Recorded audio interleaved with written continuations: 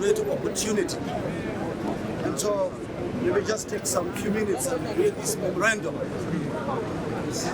to international stakeholders, East African community, diplomatic missions, and human rights organizations from BANYAMULENGE community in Kenya, April 2026.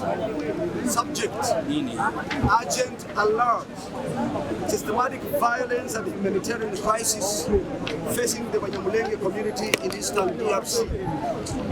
1. Executive summary. This memorandum serves as a formal alert regarding the deteriorating security and human rights situation targeting the TUTSI Banyamulenge community in the Eastern Democratic Republic of Congo.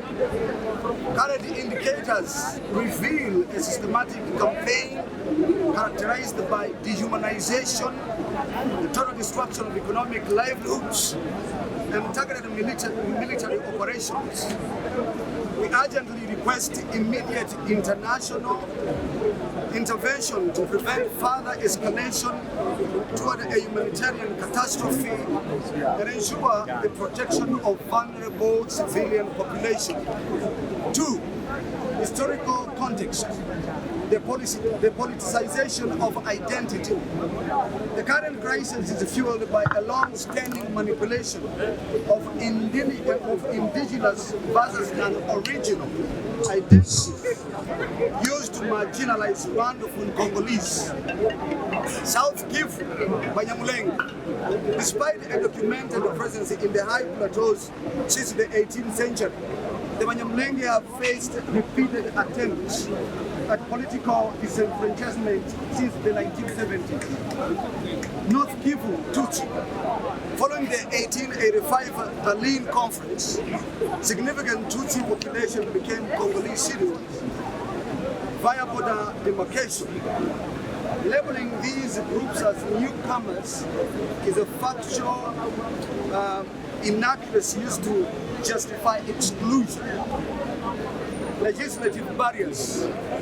The 1981 Nationality Law number 81/002 created a legal vacuum that effectively stripped many of their citizenship rights, transforming a domestic population into foreigners on their ancestral lands. 3. Security dynamics and armed proliferation. The security landscape was irrevocably altered post-1994 with the influx of armed elements, FDLR, into the Kivu regions. These groups have exported a lethal ideology that has since been integrated into local security structures. Of grave concern is the reported operational coordination between the Congolese National Army, FARDC, there was a Lendo militia, and foreign armed elements, FNDB and FDLR. 4. Documented humanitarian impact from 2017 to 2026.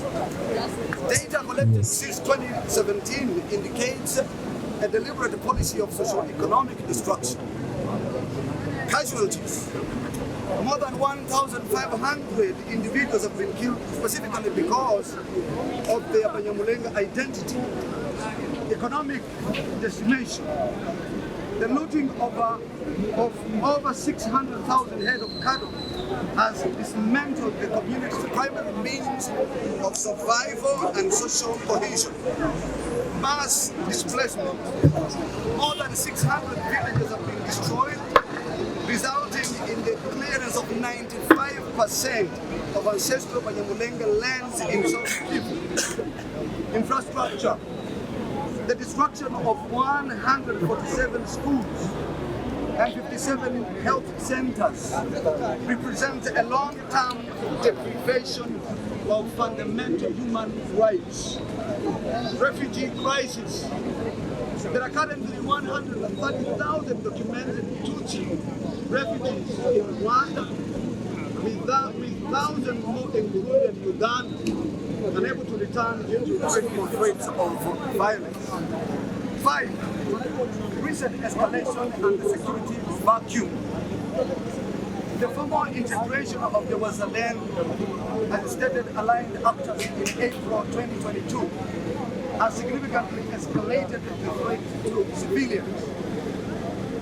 Regional intervention. Since 2023, the presence of over 10,000 Burundian troops in the high plateaus has coincided with increased civilian blockades rather than de-escalation. Uvira emergency. Following the security vacuum left by the IFC M23 withdrawal on January 15, 2026, 98% of Banyamulenge families fled Uvira due to a lack of neutral protection. Currently, 1,201 persons remain stranded in Kamanyola without basic aid. Area operation. Since early 2026, the use of the heavy weaponry and guns in MINEMBWE has led to the destruction of 40 additional villages, signaling a shift toward more lethal warfare methods. 6. Recommendations for multilateral action.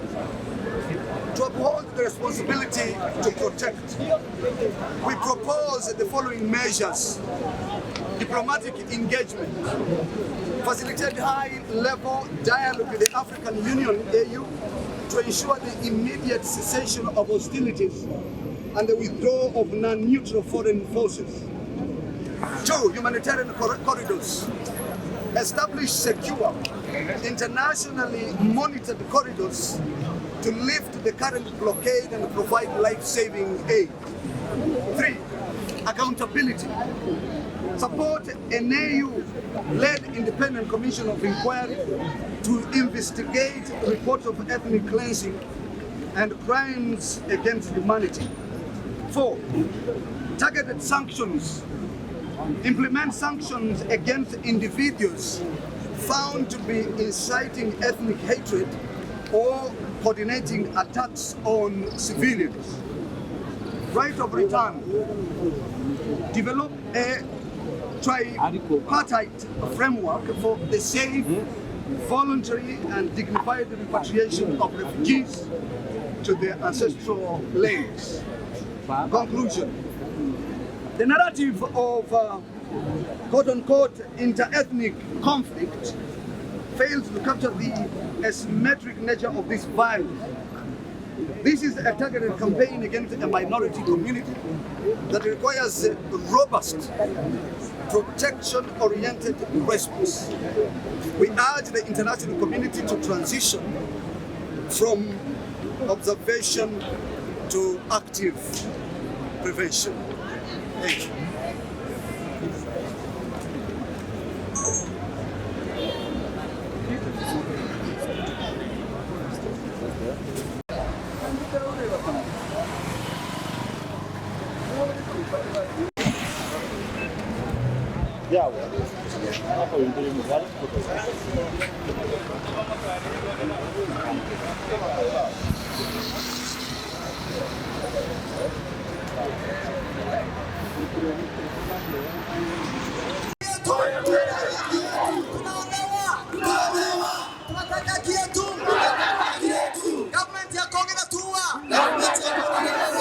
Stop killing Thebanyamulenge! Stop killing Thebanyamulenge! Stop killing Thebanyamulenge in Minembwe! Stop killing Thebanyamulenge in Minembwe! Tunasimama imara! Tunasimama imara! Tunasimama imara! Tunasimama imara! Tunataka haki yetu! Tunataka haki yetu! Tunauliwa kwa kwetu! Tunauliwa kwetu! Tunataka haki yetu! Tunataka haki yetu! Kaheshimiwe President! Stop killing Thebanyamulenge! Stop killing Thebanyamulenge! Stop killing Thebanyamulenge! Stop killing Thebanyamulenge! Stop killing Thebanyamulenge Minembwe! Stop killing Thebanyamulenge Minembwe! Kisegeti! Stop killing Thebanyamulenge! Stop killing Thebanyamulenge! Natua Minembwe Kisegeti! Minembwe Kisegeti! Natua! Stop killing Thebanyamulenge! Stop killing Thebanyamulenge! Tunataka haki yetu! Tunataka haki yetu Minembwe! Tunataka haki yetu Minembwe! Tunataka haki yetu Minembwe! Tunataka haki yetu Minembwe!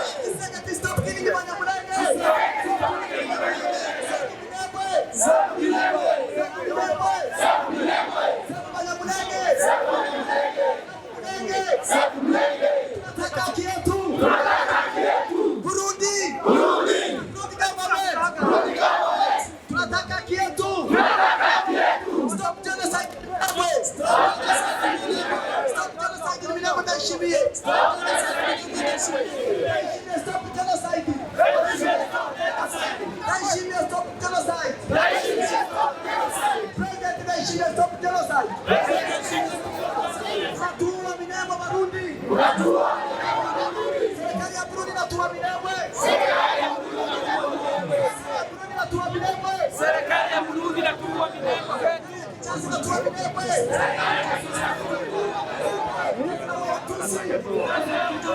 Sasa ngoja twibesho.